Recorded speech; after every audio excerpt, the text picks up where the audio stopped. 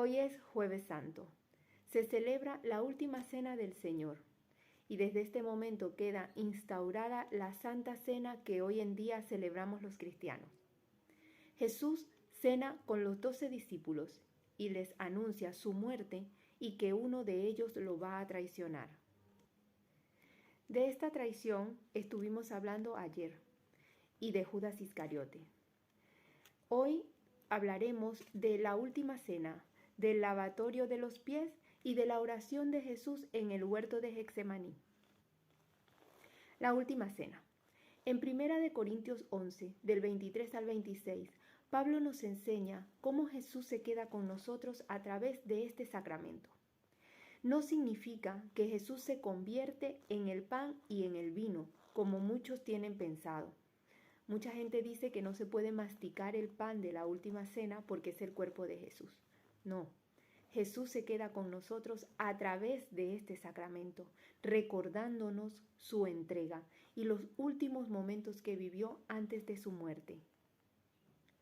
En esta cena, Jesús sentía miedo, angustia ante la muerte, tristeza por la traición de uno de los 12.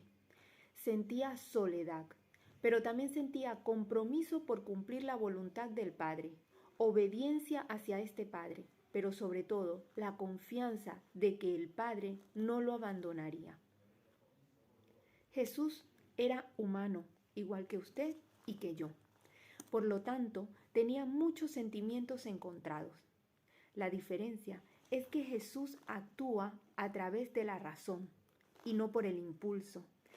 Eso es lo que lo lleva a que, a pesar de todos estos sentimientos, se mantuviera obediente ante Dios y no se apartara de lo que era el objetivo de su vida. Vemos 3 virtudes en Jesús: la obediencia, la generosidad y la humildad. Imagínese saber que en 3 días usted morirá. ¿Cuántas cosas pasarían por su mente? ¿Cuántos sentimientos? ¿Qué pensaría? ¿Me encierro en mi casa y disfruto de la soledad durante estos 3 días? ¿Llamo a todas mis amistades, familiares y me despido de ellos? ¿Qué hago en 3 días? Ahora imagine si a usted le dicen que esa muerte va a ser tan cruel como la de Jesús, que usted sufrirá humillaciones, que será escupido, que será rechazado, que será golpeado y que últimamente será atravesado por clavos y colgado de un madero. ¿Qué haría usted? Segundo, el lavatorio de los pies. Nos enseña el servicio, hacer a un lado nuestro egoísmo y dar paso al prójimo. Quizá pensamos en el lavatorio de los pies como algo, bueno, cualquiera es capaz de hacerlo. Pero imagínense ustedes que estamos hablando de una época donde la gente no tenía agua para ducharse a diario, como lo hacemos hoy en día. Donde la mayor parte, estamos en una época donde la gente iba en sandalias abiertas, donde los caminos eran de tierra y donde podían pasar días en el desierto. Ahora, llevemos al caso de los discípulos y de Jesús. Ellos andaban días y días de un pueblo a otro predicando. No tenían la opción de ducharse todos los días. Pues imaginen aquellos pies. Imaginen cómo estaban de sucio aquellos pies. Y estamos hablando de que el Rey de Reyes, el Hijo de Dios, se quitó su manto, se colocó un pañuelo a su cintura y se arrodilló ante cada uno de sus discípulos y fue lavando sus pies. Pero es que incluso a Judas le lavó los pies. Imagínese usted lavándole los pies al que lo iba a entregar a la muerte. Humanamente no hay un perdón mayor que ese. El lavado de los pies representa también la limpieza del pecado. Jesús no le preguntó a sus discípulos de dónde venía ni por dónde habían pasado antes de lavar los pies. Igualmente en el día de hoy, Jesús no te pregunta cuál es tu pecado ni de dónde vienes. Jesús solo espera que te acerques a Él para lavar tus pies, para lavar todo aquello que te hace sucio. Jesús le dijo a sus discípulos que debían dejar lavarse los pies para poderse continuar con Él. Se estaba refiriendo a los pecados. Debemos dejar que Jesús nos limpie para poder continuar el camino con Él. Enseñanza número 3. La oración en el huerto. Jesús se aparta de sus discípulos para orar. Iba acompañado por uno de ellos. Sin embargo, llega un momento donde esos discípulos se tienen que quedar allí y Jesús continúa solo. En este momento, Jesús está atravesando todos los sentimientos de los que hablábamos al principio. Tiene todas esas sensaciones a la vez: tristeza, soledad, angustia, compromiso y cumplimiento de la voluntad de su Padre. Pero, ¿cuál es la diferencia entre Jesús y nosotros? Como lo dije anteriormente, la razón. Jesús no se dejaba llevar por impulsos. Cuando estamos enojados nos dejamos llevar por impulsos y luego le prestamos atención a la razón, y es allí donde nos arrepentimos de muchas de las cosas que decimos en el momento de rabia. Con Jesús no pasaba esto. Jesús primero analizaba lo que iba a hacer. Se dejaba llevar por la razón y no por el impulso. A veces pensamos que para Jesús fue fácil por ser Dios hecho hombre.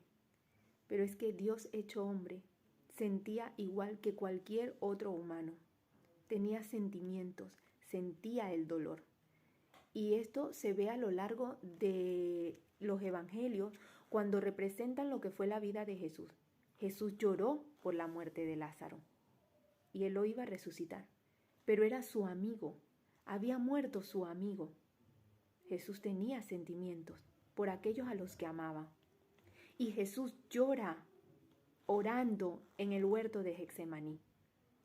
Llora porque sabe lo que iba a sufrir, pero debía cumplir la voluntad del Padre.